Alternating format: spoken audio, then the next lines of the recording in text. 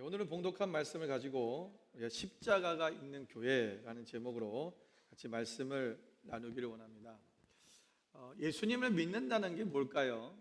우리가 예수님을 믿는다는 것은 단순히 우리가 어떤 지식적으로 우리가 예수님이 그냥 존재했어, 또는 예수님이 하나님의 아들이야, 그분을 그냥 내가 알고 있는 그런 지식적으로 알고 있는 것을 믿는다고 말하지 않습니다. 우리가 믿는다라는 말은 뭐냐면 그분을 정말 그분이 하나님의 아들이시고 그분이 우리를 구원하신 구세주라고 우리가 믿는다면 우리는 그분의 말씀대로 살아가는 것입니다. 우리가 믿는다라는 말을 쓸 때는 그분이 말씀하신 대로 살 때 그것을 믿음이라고 말하는 것입니다. 세상 사람들도 우리가 예수님을 모르는, 예수님을 믿지 않는 사람도 예수님이 하나님의 아들인지 예수님이란 존재가 있는지 아는 사람들도 많이 있습니다. 심지어는 귀신도 안다 그랬어요. 귀신도 예수님이 하나님의 아들인 줄 알아요. 그러나 믿지를 않는 거예요. 왜냐하면 그는, 귀신은 하나님의 말씀대로 살지 않는 것입니다. 믿지 않는 거예요. 우리가 만약에 우리가 하나님의 말씀대로 살지 않는다면 우리는 귀신처럼 믿는 거예요. 그냥 그분의 존재를 아는 거죠. 당신은 하나님의 아들이십니다 라고는 알고 있지만 그분이 말씀하신 대로 우리가 누군가를 이웃을 사랑하거나 하나님이 말씀하신 대로 그대로 살아가지 않는다라는 것입니다. 여러분, 귀신이 되겠습니까? 하나님의 자녀가 되겠습니까? 우리가 믿음, 내가 정말 믿고 있느냐 라는 이 부분에 있어서 우리가 좀 더 우리 자신들을 좀 돌아봐야 될 것입니다. 그래서 신앙생활이라는 것은, 그 신앙생활이라는 것은 바로 하나님의 말씀대로 살아가는 것, 즉 삶 자체를 얘기하는 것입니다. 우리가 예수 그리스도와 똑같이 그분의 삶을 따라가는 삶, 그래서 안디옥 교회를 향해서, 그때 당시 안디옥 교회에서 처음으로 사람들이 안디옥 교회에 있는 제자들을 향해서 저들은 그리스도인이라 라고 불렀다는 거죠. 예수 그리스도를 닮았다라는 것입니다. 예수님처럼 산다는 것입니다. 오늘 우리 그리스도인은 바로 그렇게 살아가야 되는 것이죠. 그리고 우리가 교회 안에, 여러분, 십자가가 있는 교회라는 것은 뭐냐면 바로 이 십자가의 삶이 우리 가운데 실제로 삶 속에서 적용이 되어지고 그렇게 살아가는 그 능력이 있는 교회를 말하는 것입니다. 제가 작년에 여름에 식구들과 함께 휴가를 갔다 왔습니다. 골드코스트를 갔는데요, 차를 운전해서 갔어요. 이 차를 몰고 가다가 저녁이 돼서 저녁 식사를 하러 어느 시골 마을을 들어갔습니다. 그런데 그 시골 마을에 가니까 그 특이한 점이 있었어요. 특이하면서도 굉장히 반가웠어요. 왜냐하면 그 교회들이 있는데, 교회들이 또 그렇게 큰 마을이 아닌데 교회가 참 많이 있더라고요. 근데 그 교회들이 전부 다 한국처럼 십자가가 있는 거예요. 그러니까 네온 사인이, 우리 한국 교회 가면 한국에 네온 사인이 빨갛게 해서 십자가가 건물마다 달려있지 않습니까? 한국에서 비행기 타고 이렇게 지나가다 보면 그 십자가가 엄청 많이 보여요. 이 시드니나 호주를 보면 교회마다 이런 십자가 네온 사인을 다른, 또 십자가를 밖에다 단 교회들이 별로 없어요. 그런데 그 동네는, 그 마을은 유행인지 모르겠지만 모든 교회가 전부 다 네온 사인을 해서 저렇게 한국처럼 달아놓은 거예요. 그런데 빨간색은 아니고 흰색, 파란색 뭐 이런 식으로 돼 있었어요.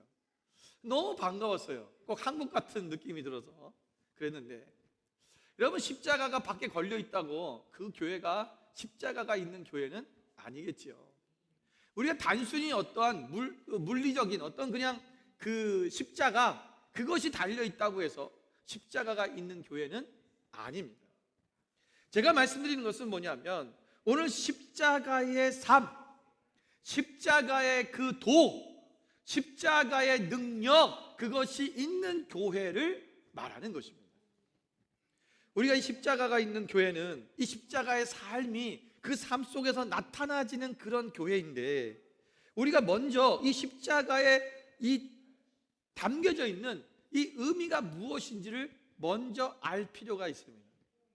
여러분 십자가를 보면 여러분 무엇이 제일 먼저 생각납니까? 어떤 사람은 구원이요, 어떤 사람은 고난이요, 어떤 사람은 은혜요, 어떤 사람은 예수님의 보혈이요, 많은 그러한 의미들이 우리 입에서 나올 것입니다. 그런데 우리가 분명히 알고 있는 것은 뭐냐면 십자가 그러면 우리를 죄에서 구원하신 예수님의 그 십자가를 생각합니다. 여러분들 우리를 구원의 십자가 맞습니다. 그러나 그 십자가 안에 구원의 십자가, 구원에만 담겨 있는 것이 아니라 그 내용 안에는 다른 의미들도 많이 내포되어 있는 거죠. 그 중에 한 의미가 뭐냐면 우리가 잊지 말아야 될 의미가 있습니다.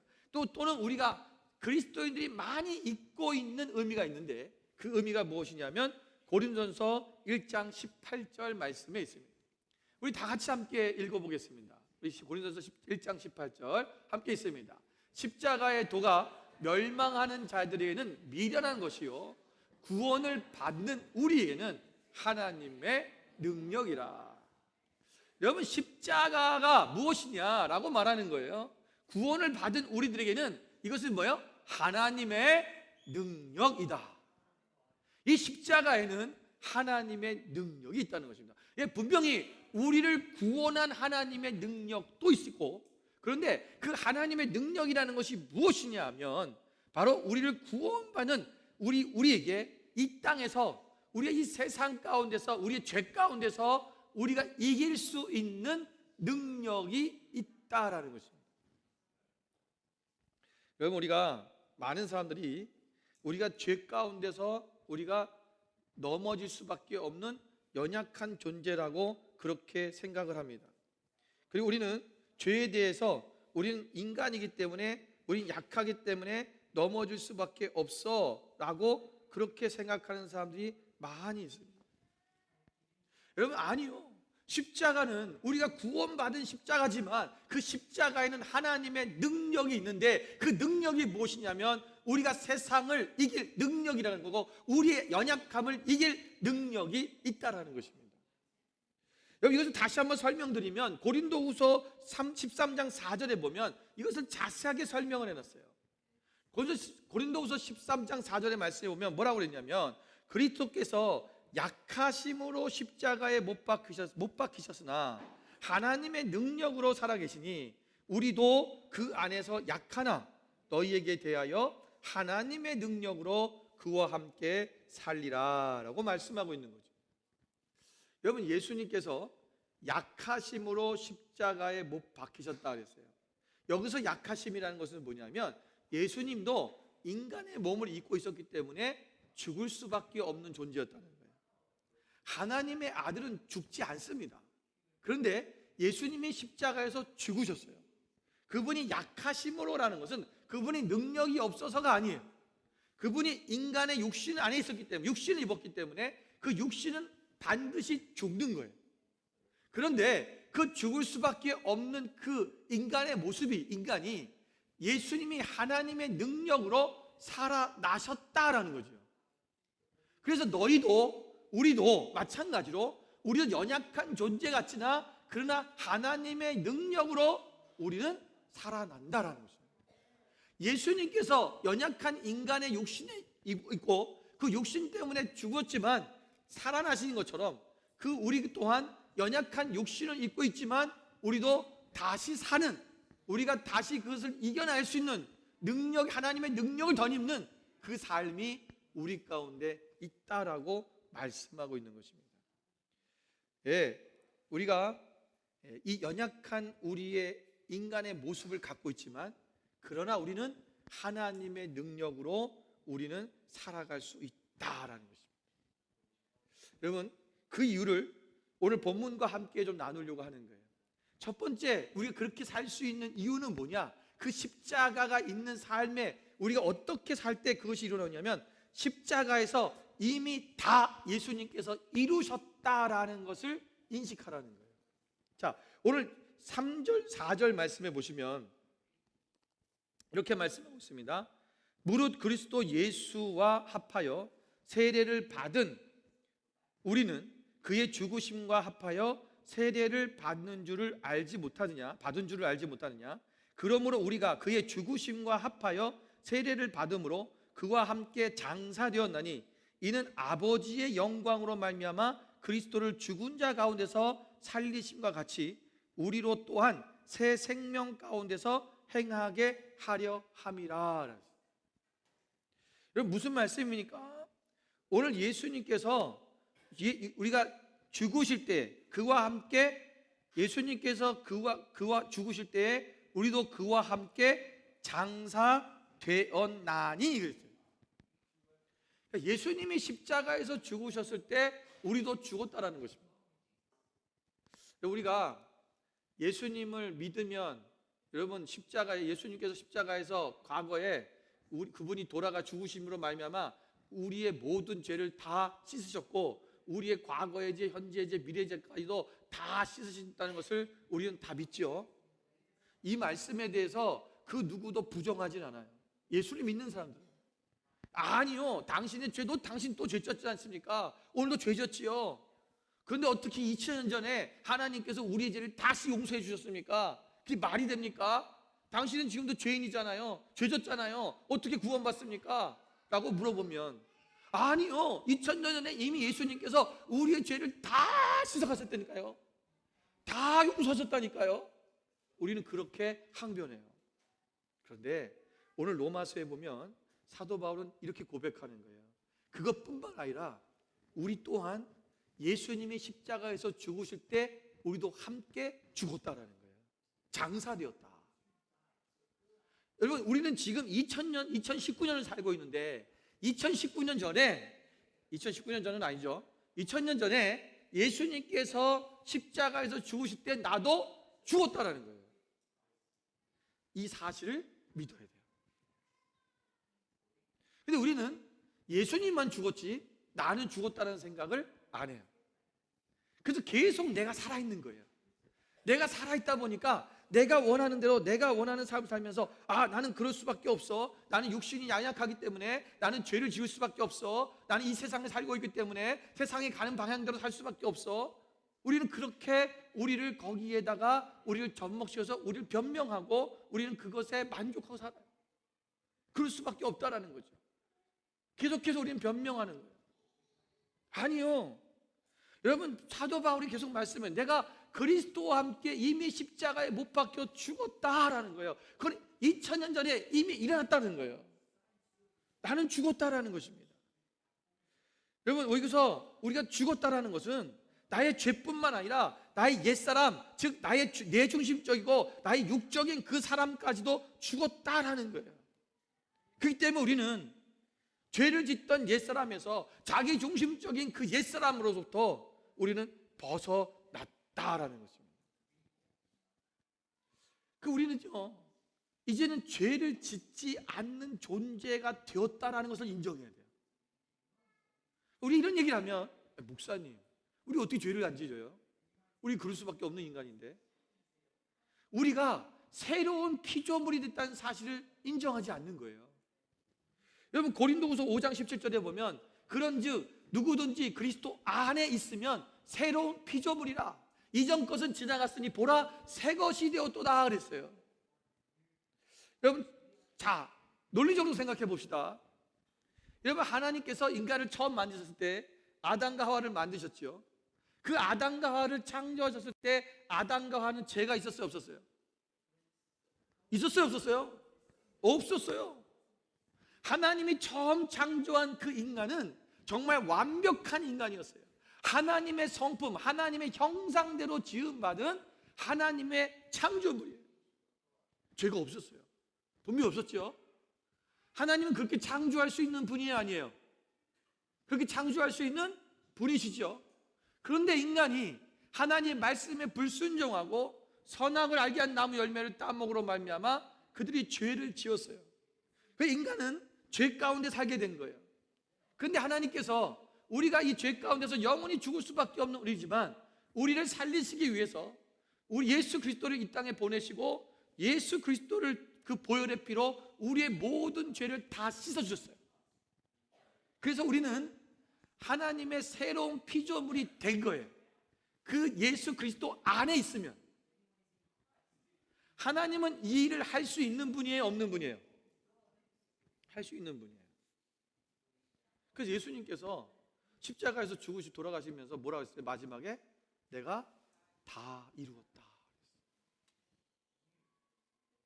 예수님은 다 이뤘다고 말씀하시고 하나님은 다 이뤘다고 말씀하시는데 우리는 아니요, 나는 아직도 죄인이에요. 나는 아직도 죄를 지을 수밖에 없어요. 나는 연약한 존재예요. 나는 이렇게 살 수밖에 없어요. 나는 어떻게 하나님의 새로운 피조물이 될 수 없어요. 하나님 그렇게 될 수 있는 하나님의 능력이, 그런 능력이 없다고 생각하는 거예요. 우리 스스로가 자체가 계속해서 내 마음속에, 생각 속에 나는 죄를 지을 수밖에 없는 존재라고 생각하니까 우리가 그렇게 사라지는 거예요. 여러분, 생각이란 것이 굉장히 중요합니다. 내가 오늘 내 생각 속에 나는 그런 사람일 수밖에 없어, 나는 연약해. 여러분, 우리가 늘 기도할 때 보면, 대표기도 하시는 분들 기도 내용을 들어보면 항상 이 내용을 빠지지 않습니다. 연약한 우리의 존재를, 연약한 나를, 우리가 오늘도 연약해서 또 죄를 지었고 하나님 지난주에 우리 지었던 그 죄를 용서해달라고, 분명 우리는 죄를 지을 수 있어요. 근데 자꾸 우리는 연약하다 자꾸 얘기하는 거예요. 여러분, 욥기서에 보면 내 시작은 미약하나 내 나중은 창대하리라는 말이 있어요. 이거를 크게 현판에다 만들어가지고 처음 장사를 시작하는, 사업을 시작하는 사람들한테 교회에서 이거를 선물로 많이 갖다 걸어줬어요. 여러분, 이 얘기 누가 한 겁니까? 하나님이 한 얘기가 아니에요. 이 얘기는 그 욥을 시험 들게 하고 욥에게 상처를 주고 있었던 그 욥의 친구가 얘기한 얘기예요. 네 시작은 미약하다. 여러분, 우리는 미약하지 않아요. 하나님이 우리와 함께 하시는데 왜 미약합니까? 하나님의 능력이 우리와 함께 있는데, 십자가는 능력이라니까요. 하나님의 능력이라니까요. 그분이 함께 하시고 그분이 이미 다 이루신 거예요. 그런데 우리는 아직도 나는 연약해요 라고 말하고 있다는 거예요. 아니, 할 수 있어요. 제가 요즘 왜 이렇게 병원에 가면 자꾸 검사하는 게 많은지, 뭐 CT도 촬영하고 또 내시경도 촬영하고 뭐 이거 합니다. 근데 가끔 이제 CT 촬영이나 이 내장 쪽에 CT 촬영을 하면 물도 마시지 말고 또 음식을 먹지 말라고 그래요. 또 이 위내시경을 하면 또 먹지 말라고 그래요. 제가 얼마 전에도 위내시경을 촬영을 했는데 5월 첫째 주에 했군요. 예전에 3년 전에 했는데 여기 세포가, 변형 세포가 있어서 그것이 암이 될 수 있다고 그래서 2년 후에 다시 하는데 늦어갖고 3년째 한 게 됐어요. 결과는 다 없어졌대요. 변형 세포 싹 없어지고 헬리코프터도 없고 깨끗하다고. 근데 위험하고 식도염이 있으니까 목사님 스트레스만 받지 말라고 하더라고요. 근데 그것을 이제 할 때마다 물을 못 마시게 하죠. 그래서 그걸 할 때까지 마시지 말라고 해요. 제가 사실 참 물을 잘 안 마시는 편이거든요. 밤에 자다가 물을 안 마셔요. 그리고 아침에 일어나서 막 물 마시고 좋다는데 잘 안 마시는 스타일인데, 그 물 마시지 말라는 그 말만 딱 듣는 순간부터 계속 물이 먹고 싶어요. 그리고 막 목이 막 바짝바짝 타는 거죠. 이러다가 내가 말라 죽는 거 아닌가? 막 그런 걱정도 생기고, 내가 내일까지 내가 물을 못 마시면 어떡하지? 막 이 저녁에서부터요 막 이게 오는 거예요. 그래갖고 막 그 시간 전까지 막 물을 마시느라고 열심히 막 물을 마시고 어떻게 될까봐. 평소에 안 마셔요. 잘 마시지도 않는데 그 말을 듣는 순간 내 마음이 막 물을 안 마시는 거에 대한 걱정이 막 오는 거죠. 그리고 목이 타기 시작해요. 그리고 막 목이 타고 목이 막 바짝바짝 마르고 입술이 바짝바짝 타고 막 그 물을 마시고 싶은 거예요. 인간이요, 이 생각 속에 우리가 자꾸만 이런 내가 안 한 것이 무엇이 딱 주입돼 버리면 우리는 그럴 수밖에 없는 존재처럼 생각하게 되어지는 거죠. 난 연약해, 나는 죄를 지을 수밖에 없는 존재야 라고 생각하기 시작하면 우리는 계속해서 우리는 그렇게 삶을 살아요.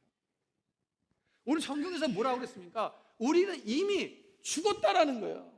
나는 죽었다. 오직 나는 예수 그리스도 안에서 이제는 그리스도로 말미암아 사는 것이고, 이제는 내가 새로운 피조물이 되었다.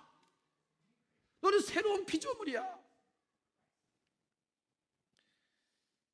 여러분, 우리가 하나님 앞에 이제는 우리가 나는 죄를 안 짓는 존재라고 우리가 좀 그렇게 생각하고 살았으면 좋겠어요. 나는 그럴 수밖에 없는 존재야라고 생각하면 우리는 자꾸만 거기에 넘어집니다. 분명히 우리의 의지는 약하고 우리는 넘어지기 쉽고 인간이기 때문에 그래요. 그러나 하나님은 우리에게 새로운 피조물이 되게 하셨고 또 그 우리를 그래도 도와주시려고 성령님을 보내주신 거예요. 그 성령님께서 우리 가운데 계시기 때문에 우리는 성령님께 도우심을 청하는 거예요. 성령님 도와주세요. 내 마음속에 이렇게 넘어지려고 하는, 내가 지금 욱하는 마음, 내가 지금 뭔가 지금 세상의 유혹에 빠지려고 하는 그 나의 마음을 하나님 성령님 도와주셔서 나를 지켜주시고 내가 넘어지지 않게 도와주세요. 기도하는 거예요. 그때 하나님께서 우리를 지켜주십니다. 여러분 한 번 더 얘기하면 골로새서 2장 14절에 가면요, 이 사도 바울은 더 완벽한 얘기를 해요. 그게 뭐냐면 우리를 거스르고 불리하게 하는 법조문으로 쓴 증서를 지우시고 제하여 버리사 십자가에 못 박으시고, 예수님께 십자가 못 박으신 뭐냐면 우리에게 불리하게 되는 법조문, 그러니까 우리가 죄인이라는 거죠. 너 죄 있어. 그런데 이 죄 있다고 하는 법조문을 다 제거해 버렸다는 거예요. 없애 버리신 거예요. 그래서 뭐야? 너는 이제 무죄야. 꽝꽝꽝 끝내버리셨다는 거예요. 우리는 무죄라는 선포를 이미 받았는데 우리 또 가서 넌 무죄인데 내가 죄를 졌어. 어떡하지? 그래서 우리는 그 죄에 억눌려서 산다는 거예요. 그럼 내가 죄 짓지 말아야지 이러면요 그 죄를 짓게 돼요. 아예 그 자체를 생각하지도 않는 거예요. 오직 우리는 하나님의 말씀만 생각하는 거예요. 하나님만 묵상하는 거예요. 그러니까 하나님의 뜻을 따라가는 거예요. 그분만 생각하면 그분의 뜻대로 그분이 원하시는 삶을 살아가게 돼 있어요. 생각 속에 우리가 죄된 것들을 집어넣지 말아야 돼요. 오늘날 사회가, 이 미디어가 너무나 안 좋은 게 있어요. 뭐냐면요, 얼마 전에 제가 어떤 그 시사 프로그램을 봤는데 그 시사 프로그램에 누구를 이렇게 살인한 내용이 나와 있어요. 근데 이 사람이 이 살인을 한 거에 대해서 막 살인을 어떻게 저질렀는데 그것을 정말 기가 막히게 했어요. 그런데 그것이 어떻게 해서 그거를 어떤 총을 사용했는데 그 총을 사용하는 법을 사람들이 잘 모르는데 거기서 설명하는 그거예요. 이 총을 사용할 수 있는 사람은 오직 이 총을 써본 사람만 쓸 수 있다는 거예요. 보통 사람들은 그렇게 이 총알을 장전하고 이걸 빨리빨리 못하는. 근데 이 범인이 그 총알 장전을 빨리빨리 하는 거를 TV에 CCTV에 나온 거죠. 그러면서 그 총알 장전을 어떻게 하는 건지 보여줘. 아니 그거를 할 수 있는 사람이 아주 축소되어 있는데 그거를 방송에서 이걸 어떻게 하는 거라고 지금 보여주고 있는 거예요. 그럼 이제 나도 할 수 있는 거죠. 그럼 이걸 할 수 있는 사람 범위가 너무 넓어진 거예요. 범인을 찾아야 되는데 방송이요 어떻게 죄를 짓는지 이거를 자꾸 가르쳐줘요. 여러분 우리가 그런 것들을 자꾸 보면은 우리도 모르게 우리가 세상에서 하고 있는 세상의 그런 연예인들이 뭐 세상의 사람들이 막 하는 말들, 그들이 막 하는 것들이 그게 정상적으로 들려지고 방송에 나오니까 아 저렇게 살아도 되는구나, 저건 보편적인 거구나, 저거는 그게 나쁜 게 아니구나, 죄가 아니구나, 이렇게 생각이 드는 거예요. 여러분 옛날에는요 그저 죄라고 하는 것이 우리가 받아들여졌던, 우리가 봤던 죄들, 경험했던 죄들, 그것이 별거 아니었어요. 근데 오늘날의 죄는 다양해지고 너무나 끔찍해졌어요. 우리가 하나님 앞에서 여러분 이미 하나님께서 이 문제를 해결하셨다, 다 끝내신 거예요. 다 이루셨다. 우리는 그분의 말씀 앞에 여러분 인정하고 우리가 그대로 살아가기를 바랍니다. 십자가가 있다는 것은 바로 십자가에서 이미 이루셨다는 것을 인정하는 거예요. 두 번째는요, 우리가 십자가가 있는 교회는 우리 삶 속에 이미 하나님으로부터 의롭다 하심을 받았다는 사실을 아는 것입니다. 자, 오늘 본문의 6절 7절 말씀해 보시면 이렇게 기록되어 있습니다. 우리가 알거니와 우리 옛사람이 예수와 함께 십자가에 못 박힌 것은 죄의 몸이 죽어 다시는 우리가 죄에서 종노릇하지 아니하려 함이니 이는 죽은 자가 죄에서 벗어나 의롭다 하심을 얻었습니다. 우리가 이미 의롭다 하심을 받은 것은 실제적으로 의로운 것이 아니라 우리가 의롭다 하심을 받았다는 거예요. 누구 때문에? 예수님 때문에. 내가 의로운 것은 아닙니다. 예수님 때문에 의로운 거예요. 그래서 항상 우리는 우리 앞에 예수님이 계셔야 돼요. 그래서 예수님으로 말미암아 그 다른 사람들이 다른 어떤 것이 우리를 볼 때, 하나님이 우리를 보실 때 마찬가지고 세상 사람들이 우리를 볼 때 마찬가지고 예수님을 보기 때문에 우리 의로워 보이는 거예요. 내가 의로운 것이 아닙니다. 우리는 자꾸만 무엇인가 내가 했다라는 생각이 들어요. 그래서 우리가 조금만 기도하고 조금만 하나님 말씀 앞에 나가고 내가 무엇인가를 하고 나면 그것이 나의 의처럼 생각이 돼요. 그래서 그걸 하지 않은 사람에 대해서는 정죄하고 비판하기 시작합니다. 여러분, 그러시면 안 돼요. 우리가 내가 무엇인가 다른 사람보다 좀 더 나은 일을 했다고 해서 그것이 의로운 게 아니죠. 그 일을 하신 분은 누구예요? 하나님이신 거예요. 여러분, 우리가 어떤 분이 제가 한번 그런 일이 있었어요. 저한테 와서 얘기를 하는데 아무개 어떤 사람이 무슨 뭐 문제가 해결됐다는 거예요. 그런데 저한테 계속 얘기를 하는 게 뭐냐면 제가 기도했어요. 제가 기도했는데 그 사람 문제가 해결됐어요. 계속 자기가 기도했는데 문제가 해결됐다는 거예요. 분명히 기도해서 해결됐겠지요. 그러나 그 길을 행하신 분은 누구예요? 하나님이신 거예요. 내가 기도한다고 된 것이 아니에요. 나는 하나님의 일하시는 것에 내가 기도로 동참한 거예요. 그런데 우리는 뭐냐 하면 내가 했다라고 생각을 하는 거죠. 그래서 그 사람을 만나서도 뭐라 합니까? 내가 얼마나 기도한 줄 알아? 아무개 집사 내가 정말 많이 기도했어. 그걸 자꾸만 나의 의를 드러내려고 하는 거예요.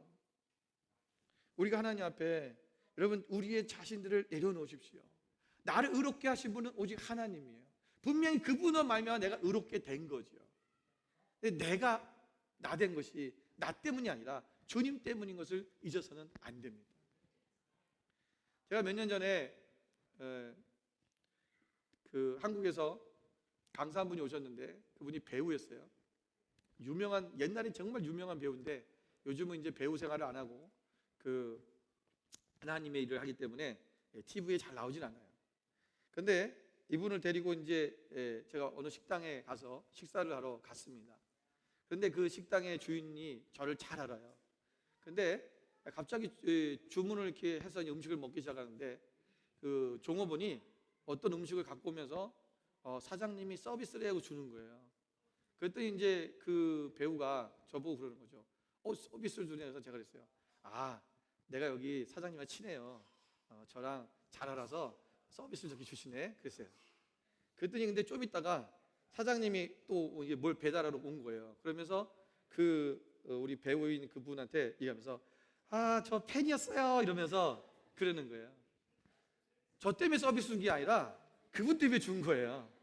근데 나는 나 때문에 준 줄 알고 내가 막 거들먹거린 거죠. 내가 친해서 이렇게 서비스 줬다고. 근데 그 배우가 옛날에 유명했을 때 그때 자기 팬이었다고 드라마 그때 잘 봤다고 그러면서 막 반가워하는 거예요. 그 이후로도 그분은 저한테 서비스 준 적이 없어요. 나는 나 때문인 줄 아는 거죠. 그 사람 때문인데 우리는 예수님 때문에 살아가는 거예요. 예수님 때문에 우리가 의롭다함을 받은 거예요. 그분의 십자가 때문인 거예요. 그런데 우리는 그것이 나 때문인 것처럼 착각하는 거죠. 내가 뭐 성경을 많이 읽어서 내가 뭔가 기도를 많이 해서 내가 무엇인가를 하나님이 기뻐하는 일을 했기 때문에 내가 그런가? 아니요. 여러분, 우리는 철저하게 하나님 앞에 서는 거예요. 여러분, 예수님의 제자들이 마태복음 26장 31절 이후에 보면 예수님께서 제자들에게 말씀하시죠. 오늘 밤에 너희가 나를 다 버릴 것이다. 베드로가 뭐라 그래요? 아닙니다. 나는 예수님을 죽는 자도 따라할 겁니다. 다른 제자들도 다 그렇게 하겠다고 얘기했어요. 그런데 예수님이 십자가에 달리시고 잡혀가시자 베드로는 예수님을 3번 부인했고 제자들은 다 도망가 버렸어요. 여러분, 그들이 예수님 앞에 했던 고백은 거짓이 아닙니다. 그때 당시에 그들의 고백은 진짜였어요. 그렇게 할 수 있었어요. 예수님, 예수님이 가시는 거라면 어디든지 따라갈 수 있어요. 그 자기 의예요. 자기 의지예요. 그런데 실제로 그들은 그렇게 하지 못했어요. 여러분, 우리가 오직 십자가의 공로만을 의지하며 살아야 됩니다. 우리는 그 십자가, 그리스도의 그 십자가에 죽으신 그 공로로 말미암아 내가 의롭다함을 받았다라는 것입니다. 이 사실을 먼저 잊지 말아야 우리가 십자가가 있는 삶이 실제로 우리 가운데 이루어져요. 안 그러면 늘 각자가 내가 이러다 보면 교회가 분리되고 흩어지고 교회가 깨지고 교회가 어려움을 겪고 교회가 분란이 일어나는 거예요. 오직 십자가, 나는 그분으로 내가 지금 살고 있다. 우리가 뭘 그렇게 드러낼 게 있습니까? 뭘 그렇게 자랑할 게 있겠습니까? 그렇잖아요. 주님, 오직 그 십자가만을, 그 예수님만을 우리가 자랑할 수 있는 여러분 되시기를 주님으로 축원드립니다. 마지막 세 번째로는 우리가 십자가가 있는 교회는 사랑이 있어야 됩니다. 여러분, 예수님께서 십자가에서 죽으신 이유에 대해서 로마서 5장 8절에 말씀하고 있는데, 거기서 뭐라고 말합니까? 예수님께 십자가에 죽으심은 우리에 대한 자기의 사랑을 확증하신 것이다. 그러니까 우리를 사랑하시는 그 증표를 보여주신 거예요. 십자가는 사랑의 증표입니다.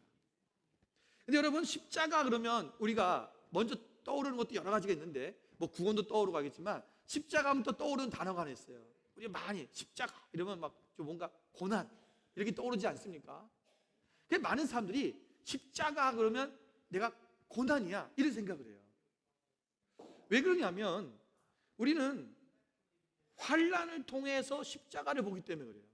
우리 안에 오는 고난을 통해서 십자가를 보면 십자가 고난인 거예요. 그런데 여러분, 우리가 십자가를 통해서 고난을 보면 이 십자가는 고난이 아니라 사랑이에요.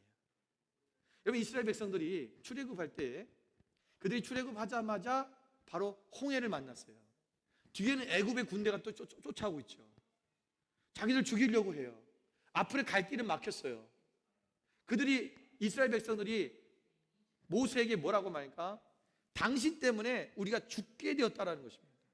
애굽에 매장지가 없어서 우리를 이 광야에서 죽게 하느냐? 여러분, 그들이 지금 당면한 고난, 이 광야, 지금 앞에 있는 홍해바다, 애굽의 군대, 이 고난과 환난을 그냥 그 원적 환경을 보기 시작하면 그것은 고난인 거예요. 그런데 예수님께서 우리를 하나님의 사랑으로 그 십자가를 바라보기 시작하면 그 고난은 뭐냐? 우리를 향하신 하나님의 사랑이라는 거죠. 오늘 이들이 거기서 죽었습니까? 아니죠. 하나님은 홍해바다를 가르시고 그리고 이스라엘 백성들을 그 홍해바다를 건너게 하셨어요. 그들 구원하신 거예요. 너희가 하나님이 어떻게 너희를 구원한지 그 구원의 역사를 보라는 거예요. 여러분, 이스라엘 백성들과 모세가 이 광야를 이해하는 것은 아주 판이하게 상대적으로 달라요. 여러분, 모세는 보면요, 신명기 8장 2절 3절에 보면 이렇게 얘기합니다. 내 하나님 여호와께서 이 40년 동안에 내게 광야길을 걷게 하신 것을 기억하라. 이는 너를 낮추시며 너를 시험하사 내 마음이 어떠한지 그 명령을 지키는지 지키지 않는지 알려 하심이라. 너를 낮추시며 너를 줄이게 하시며 또 너도 알지 못하며 내 조상도 알지 못하던 만나를 내게 먹이신 것은 사람이 떡으로만 사는 것이 아니요 여호와 입에서 나오는 모든 말씀으로 사는 줄을 내가 알게 하려 하심이라 라고 말씀하고 있어요. 여러분, 지금 모세는 지금 이스라엘 백성들이 지금 가나안 땅을 앞에 두고 있는 거예요. 그리고 이제 그 이스라엘 백성들에게 지나온 40년 동안의 일들을 지금 설교 형식으로 신명기를 통해서 말씀하고 있는 거예요. 이 세대는 그때 당시를 잘 몰라요. 그리고 그 이후에 태어난 사람들도 많아요. 그래서 애굽에서부터 하나님께서 우리를 광야 가운데 살게 하신 이유가 뭐냐? 그 이유를 두 가지 얘기하는 거예요. 우리를 뭐 하기 위해서? 우리를 겸손하게 만들어서 하나님의 말씀을 듣는지 안 듣는지, 지키는지 안 듣는지 우리를 알게 알려고 하시는 것이고, 두 번째는 우리의 만나를, 광야에서 만나를 먹는 게 얼마나 고단해요. 여러분, 맨날 만나 먹어서 생각해 보세요. 40년 동안 만나 한 가지만 먹었다 생각해 보십시오. 질리죠. 얼마나 질리겠습니까? 여러분, 이 40년 동안 만나를 먹는 것, 이 고난이죠. 그런데 이 고난이 아니라 우리가 하나님의 입에서 나오는 말씀으로 살 것을 우리에게 알게 하시기 위한 하나님의 사랑이라는 거예요. 모세는 고난을 바라볼 때, 그 고난을 바라볼 때 다르게 보는 거예요. 사랑으로 보는 거예요. 그런데 백성들은 뭐야? 우리에게 만나만 먹입니까? 입에서 만나 냄새 납니다. 고기 주세요. 불평하는 거예요. 고난이라 생각하는 거죠. 십자가는 고난이 아니라 사랑입니다. 그래서 우리가 실제적으로 우리 삶 가운데 이 십자가를 통해서 우리가 사랑을 나누고 사랑을 전달하고 베푸는 삶, 나누는 삶을 사는 것, 이거 굉장히 중요한 거예요. 그런데 우리가 더 먼저 알아야 될 것은 뭐냐면 우리 자신에게 임한 모든 고난이 아니라 이것은 사랑이라는 것을, 십자가는 사랑이라는 것을 먼저 인식할 때 이것이 우리 삶 속에서 진정한 사랑의 모습으로 나타날 수 있어요. 우리 교회 안에 여러분 이것이 세워져야 됩니다. 여러분 고난이 아닙니다. 사랑입니다. 좀 어렵습니까? 아니죠. 여러분 수준이면 다 이해할 수 있다고 생각해요. 우리가 이 사랑, 내가 여러분 어떤 고난이 와도 그 십자가가 고난이 아니라 사랑이라는 눈으로 다시 보십시오. 하나님이 우리를 사랑해서 주신 거. 그래서 하나님께 물어보는 거예요. 하나님, 이 고난을 통해서, 이 환난을 통해서 나에게 무엇을 말씀하시는 겁니까? 우리 교회를 향하신 하나님의 뜻은 무엇입니까? 그분이 우리를 사랑하셔서 우리로 하여금 무엇인가 지금 여러분 항상 그런 게 있어요. 뭔가 어려움이 있을 때 반드시 하나님이 축복하시려고 있는 거예요. 반드시 그래요. 그래서 이 어려움을 잘 믿음으로 극복하면 어마어마한 축복이 우리 가운데 딱 따라와요. 또 축복이 왔을 때 또 우리가 또 거기서 자만하지 말아야 돼요. 하나님 앞에 우리가 엎드리며 하나님이 이 축복 주신 것 또한 그러니까 하나님이 이것이 왜 우리 통해서 무엇을 가르치는 것을 들을 수 있어야 돼요. 그것을 모르면 또 어려움이 와요. 그래서 많은 사람들의 신앙생활 하면서 보면은 이 신앙의 이 패턴이 이렇게 굴곡 있는 사람들이 정말 많아요. 그렇게 살지 마십시오. 늘 주님의 뜻을 알고 주님 앞에 나가고 그분이 사랑이라는 것을 늘 생각하며 살아가는 사람은 늘 성장하는 삶을 살게 되는 거예요. 조금 어려움이 있을 수 있지만 떨어지는 것이 아니라 유지되는 거예요. 그러면서 또 다시 올라가고 또 유지됐다가 또 올라가고 이렇게 이것이 정상적인 그리스도인의 삶의 모습이에요. 오늘 우리 만나교회 모든 살아가는 우리 지체 여러분, 오늘 주님 앞에서 우리가 이렇게 자라가길 원합니다. 십자가가 있는 교회가 되길 원합니다. 그냥 단순히 그냥 우리가 예수님의 십자가를 아는 게 아니라 그 삶을 그대로 살아가고 우리가 어떤 우리의 의가 아니라 나를 드러내는 것이 아니라 이미 예수님께서 다 이루셨기 때문에 우리는 그렇게 살 수밖에 없는 존재고 우리 십자가의 그 사랑, 십자가의 도를 가지고 살아갈 수 있는 존재라는 사실을 알고 그렇게 이루어갈 수 있는 그런 저여러분 되시기를 주님의 이름으로 축원을 드립니다. 기도하겠습니다.